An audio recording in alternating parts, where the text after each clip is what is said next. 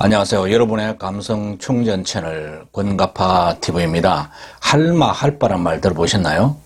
엄마 아빠 역할을 하고 있는 할머니 할아버지를 줄여서 일컫는 말인데요. 황혼 육아가 보편화되면서 만들어진 조어입니다. 통계청에 따르면 젊은 부부 2명 중 1명은 부모의 육아 도움을 받는다고 하죠. 이제 할머니를 빼고는 육아를 생각하기가 어려워졌습니다. 그러다 보니까 항원 육아로 어려움을 겪는 조부모들도 적지가 않습니다. 너 때문에 산다고 할 정도로 사랑스러운 손주지만 그늘이 있는 것이죠. 5060 세대들은 노부모가 살아계시는 경우도 많아서 자녀의 손주까지 돌봐야 하는 삼중고를 겪고 있는 셈이죠. 건강이 좋지 않은 경우에는 애로도 크다 하겠습니다. 양육 방식의 차이에서 오는 갈등도 있죠. 그래서 10명 중 7명은 여건이 된다면 안 봐주고 싶다는 게 현실입니다만, 그러나 직장 문제로 봐달라고 하는데 부모의 입장에서 거절하기란 또 쉽지가 않죠. 사실 육아 문제는 국가가 책임을 져야 합니다. 특히 우리나라는 저출산 문제가 심각하기 때문에 출산의 걸림돌로 작용하는 육아 문제에 대해서는 정부가 특단의 대책을 내놓아야 합니다. 저는 저출산 예산을 조부모 양육수당으로 할애를 하면 저출산과 육아의 문제 상당 부분이 해결된다고 생각합니다. 아무튼 손주 육아를 할 수밖에 없고 또 하기로 마음먹었다면 어떻게 해야 할까요? 제대로 해야 되겠죠. 사실 후손을 잘 키우는 일만큼 중요한 것도 없으니까요. 그러나 막상 손주를 얻게 되면 아이를 어떻게 봐줘야 할지 막막해지기 마련입니다. 부모든 조부모든 육아에 대해서는 사실 제대로 된 공부가 필요합니다. 저도 예비 할아버지로서 이번 영상을 준비하면서 많은 것을 배웠는데요. 오늘 제가 말씀드리는 감성 육아가 매우 중요하다는 것을 다시 한번 깨달았습니다. 어쩔 수 없이 하게 되는 육아를 하더라도 그냥 먹이고 재우는 시기에서는 곤란하겠죠. 교육론자인 장자크 루소는 14세 이전까지는 감성 교육만 해야 한다고 강조했습니다. 세계적인 심리학자 데니얼 골먼 박사도 성공한 사람의 특징은 높은 지능이나 학업 성적, 부유한 환경이 아니라 감성 지능이 높은 사람이라고 했습니다. 그렇다면 감성 지능이 뛰어난 똑똑한 아이로 키우려면 어떻게 해야 될까요? 우선 아이의 뇌 발달 과정을 잘 이해해야 합니다. 태아의 뇌는 수정 후부터 발달하기 시작해서 임신 3개월 정도 되면 뇌의 기능을 시작하게 되죠. 하지만 임신 여부를 모르고 이 시기를 준비 없이 맞는 경우가 많습니다. 이때부터 똑똑한 아이로 키우는 육아가 사실상 시작되는데도 말입니다. 산모는 스트레스를 피해야 되고 맑은 공기를 많이 마시면서 영양을 고루 섭취하고 유해한 음식은 피하는 등 몸 관리를 제대로 해야 되는데 놓치는 경우가 많죠. 아무튼 태어날 때쯤 되면 성인 수준의 신경세포가 형성이 되고 3세 전에 신경세포를 연결하는 시냅스가 약 1000조 개 이상 형성이 되어서 6세 무렵이 되면 최고의 밀도에 이른다고 합니다. 사람의 뇌 발달은 이렇게 나이에 따라 다르기 때문에 시기에 맞는 교육적인 자극이 필요합니다. 부모의 육아 지식이 그래서 매우 중요한 거죠. 잘 모르고 유아기 때 어른 수준의 자극이나 학습을 하면 당연히 안 되겠죠. 유아교육 전문가 마가렛 4세 여사도 생후 3년 동안 아이의 뇌 크기가 폭발적으로 커지고 신경세포가 활성화되는 만큼 얼마나 잘 자극해 주느냐에 따라 정신적, 신체적 발달 정도가 달라진다고 했습니다. 3세 이전의 육아의 중요성과 부모의 역할을 강조하는 말이죠. 미래는 상상력이 경쟁력인 시대입니다. 디자인과 스토리, 놀이, 공감과 조화, 연결과 융합을 통해서 새로운 것을 창조해내는 감성 능력이 매우 중요한 시대입니다. 이러한 시대의 인재가 되기 위해서는 우뇌의 발달이 중요하다는 건데요. 로저 스페리 교수는 우뇌의 능력치는 자뇌의 10만 배보다 크다고 합니다. 자뇌는 언어라든지 식수리, 논리적인 부분을 담당하지만 우뇌는 문학과 음악, 이미지 등 창의적이고 감성적인 분부를 담당하죠. 우뇌는 엄마의 몸속에 있을 때부터 발달하기 시작합니다. 3살에서 6살까지 가장 활발하고 7세 이전에 90%가 완성된다고 합니다. 그렇기 때문에 유아기 때 호기심과 상상을 촉진하는 우뇌 자극이 매우 필요하다는 건데요. 그런데 태어나면 부모의 욕심으로 어른 입장의 교육, 즉 자뇌를 자극하는 교육이 오히려 많아집니다. 숫자 개념을 빨리 익히게 하거나 무언가를 기억하게 하고 기능적인 것을 자꾸 가르치려고 하죠. 어릴 때 우뇌를 자극해야 하는데 반대로 하는 겁니다.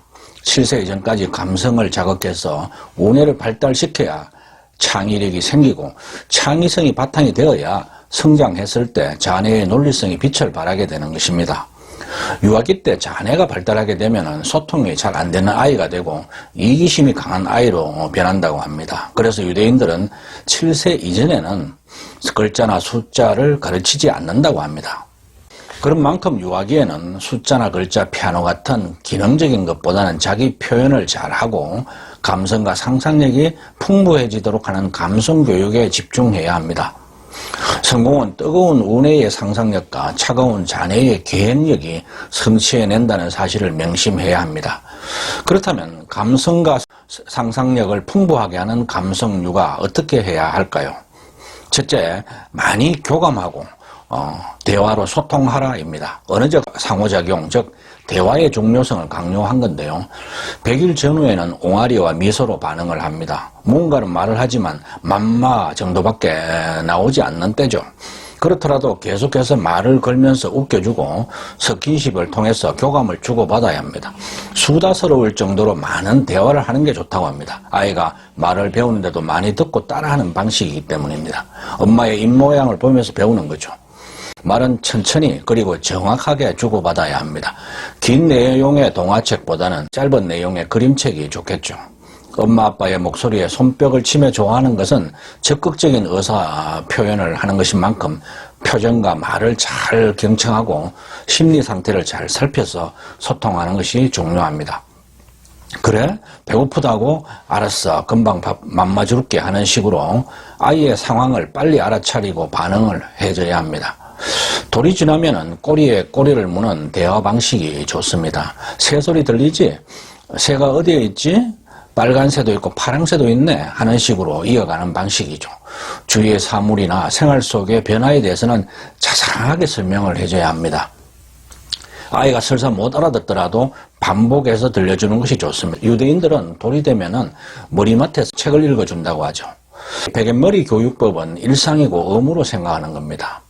한창 말을 배울 때 책에 나오는 어휘와 잘 다듬어진 문장을 대하게 되면 자연스럽게 어휘력과 언어 구사력이 발달하게 되는 거죠.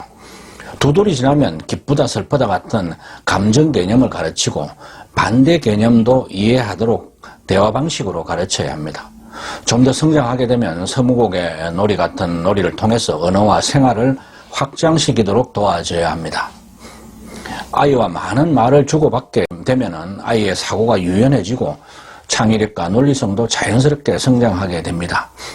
손자, 손녀를 감성과 상상력이 풍부한 주인공으로 키우는 감성육아법. 둘째는 오감을 자극하라입니다. 아기가 엎드려 있을 때는 스스로 머리를 들고 목을 가눌 수 있도록 해서 운동신경을 자극하고 거울을 줘서 자신의 모습을 보게 하는 것도 감각을 깨우는 좋은 방법입니다. 책을 볼 때는 아이를 무릎에 앉히기보다는 같이 마주 보면서 또는 아이와 함께 엎드려 책을 보는 게 좋다고 합니다. 6개월 정도 되는 아이는 주위의 시선을 끌기 위해서 일부러 울기도 하는데 이때는 속지 않는 게 중요합니다. 울 때마다 안아주면 떼쟁이가 되니까요. 신생아 때는 울 때마다 자주 안아주는 게 좋지만 돌이 지나면 일부러 우는 것인지 아닌지를 잘 파악해서 대응해야 한다는 겁니다. 아이는 온몸의 감각으로 세상을 경험하게 되죠. 그 속에서 세상은 이런 것이구나, 이 물건은 이렇게 사용하는구나를 배우게 됩니다. 오감을 사용해서 보고 듣고 만지고 맛보고 냄새 맡고 뜨겁고 차가운 것을 경험하게 되는 것이죠. 그렇기 때문에 오감을 자극해야 감성이 발달하게 되는 것입니다. 딸랑이부터 노래, 음악, 새소리, 물소리, 악기를 활용해서 청각을 자극하고 그림 그리기나 색깔 공놀이를 통해서 시각을 자극해야 합니다. 숫자 개념도 꽃그림 개수를 활용하는 것이 효과적입니다. 3 빼기 2는 2라는 수학 공식으로 가르치는 것은 좌뇌 교육법이죠. 3개의 사과에서 1개를 먹고 나면 2개가 남는다는 것을 이미지로 보여주는 것이 우뇌 자극법입니다. 진흙이나 색깔 클레이로 만들기 체험을 하는 것도 도움이 되고, 종이접기나 조각 그림 맞추기 놀이도 아주 좋습니다.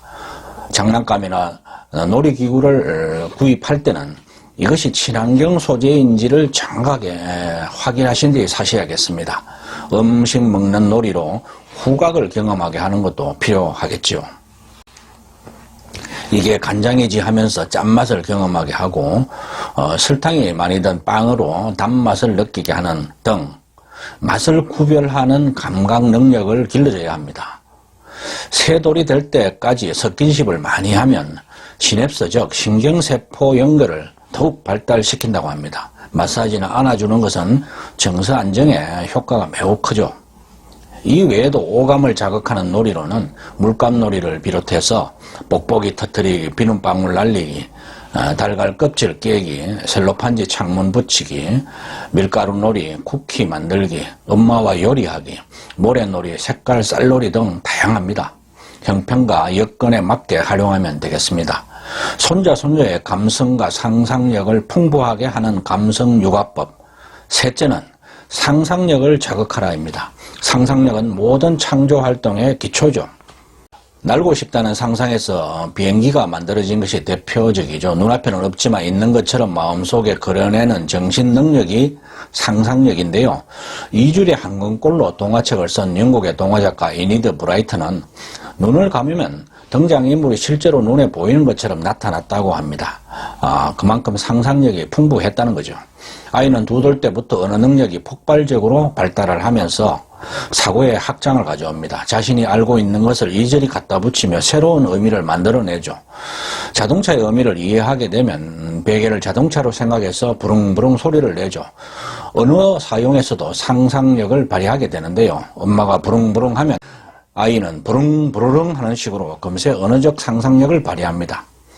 사물과 말을 이용하는 상상은 이제 역할에 대한 상상으로까지 확장이 됩니다. 2살 무렵에 되면 엄마 놀이를 배우게 되는데요. 3살경에 이르면 의사나 간호사까지로 정교한 상상놀이의 확장이 이루어집니다. 이렇게 상상력이 향상되는 것은 아이의 언어 능력과 사고 수준이 발달하기 때문인데요. 아이가 더 성장해서 7세 무렵이 되면 상상을 아주 즐기는 단계로 나아갑니다. 그러나 10세가 넘으시면은 상상은 점차 축소되고 합리적이고 이성적인 사고가 발달하게 됩니다. 그러나 이런 아이의 상상력은 어른의 도움이 없이는 발달이 잘 되지 않습니다. 그렇기 때문에 2돌이 지나면 쉴 새 없이 말을 따라하고 이게 뭐야 하며 사물에 호기심을 가지게 되는데, 이럴 때 언어 자격과 지적 호기심을 충족시켜줘야만 하는 것입니다. 아이가 이미 알고 있는 것에 대해서는 새로운 것을 추가시켜주고 사고가 확장되고 통합되도록 도와야 합니다. 그렇기 때문에 아이와 역할놀이도 신용하듯이 해서는 안 됩니다. 소품을 활용해서 진지하게 임해야 하는 거죠. 아이가 다음 역할을 잘 알지 못할 때는 자연스럽고 엄밀하게 가르쳐줘야 합니다. 아이들에게 책은 상상력의 보고죠. 2돌쯤 되면은 제법 참을성 있게 엄마가 읽어주는 책을 듣습니다. 하지만 내용을 다 이해하지는 못하죠. 그렇기 때문에 아이가 흥미를 보이지 않으면 강요하지 말아야 합니다. 아이의 상상력 향상에는 부모의 칭찬과 격려가 매우 중요하죠. 그렇기 때문에 어른의 욕심이 개입되면 역효과가 날 수가 있습니다. 블록놀이를 할 때도 완성에 집착을 하지 말고 아이가 설사 다르게 만들더라도 아이의 상상을 인정하는 융통성을 발휘해야 합니다. 또 잘하지 못하더라도 격려를 해주면 더욱 자신감을 갖게 되겠죠. 칭찬도 언어적 칭찬보다는 얼굴 표정으로, 마음으로 교감하는 것이 중요합니다. 동화 구연은 상상력을 자극하면서 체계를 익숙하게 하는 데 도움을 줍니다. 요즘 할머니들이 동화 구연을 많이 배우는데요. 손주들과 눈높이를 맞추기 위함이겠죠. 책을 읽어줄 때는 짧은 이야기는 단번에 다 읽어주면 되지만 긴 이야기는 나누어서 다음에 읽어주는 것도 아쉬움을 자극해서 상상력 향상에 도움을 줍니다. 마술 같은 환상놀이도 아이의 상상력을 자극하죠. 팔다리를 움직이는 흥겨운 춤이나 운동도 효과가 큽니다. 아이에게는 기억하게 하기보다는 느끼고 체험하게 하는 것이 중요합니다. 자연만큼 상상의 나래를 펴고 호기심을 자극하는 것도 잘 없죠. 텃밭 활동도 아이에게는 호기심과 상상력을 키워주는 매우 좋은 체험의 장소가 됩니다. 식물이나 벌레를 친구처럼 대하게 하는 것도 상상력 자극은 물론 정서 함량에 매우 좋습니다. 감성 육아에서 가장 고민이 되는 것은 TV죠. TV를 보게 해야 될까요? 아니면 아예 치워버려야 할까요? 할머니들은 무료함을 덜기 위해서 TV를 종종 보게 되는데요.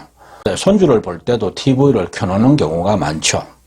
결론적으로 말씀드리면 감성과 상상력을 키워주는 7세가 될 때까지는 가급적 TV를 멀리하게 하고 책 읽는 습관을 들이도록 하는 게 좋습니다. 실제 많은 젊은 엄마들은 TV를 육아의 최대 장애물로 생각하고 있는데요. 그렇기 때문에 TV 시청 문제로 아이 엄마와 갈등을 빚을 수도 있습니다. 할머니 입장에서는 불만이 아닐 수 없겠지만요. 그러나 기왕에 육아를 돕기로 마음먹은 이상 TV와 관련해서는 좀 불편함이 있더라도 아기 엄마의 의견을 존중해 주는 것이 좋습니다. TV 시청이 무조건 아이에게 나쁜 것은 아니지만 시간을 통제하지 못해서 너무 많이 노출되는 게 문제입니다. 또 정서와 인지력, 언어 발달에 부정적인 영향을 준다는 건데요. 그렇기 때문에 적절한 통제가 필요하겠습니다. 유아기의 TV 의존은 아이의 학습은 물론 세상 살아가는 스타일을 수동적으로 만든다고 합니다. 주체가 아닌 객체로 만드는 거죠. 뇌 기능에도 문제가 생길 수 있는데 앞에서 살펴본 것처럼 유아기에는 우뇌 발달이 촉진되는 시기이기 때문에 이 시기에 TV에 빠지게 되면 실생활 언어 활동에 장애가 올 수가 있고 또 읽기 능력이 떨어진다고 합니다.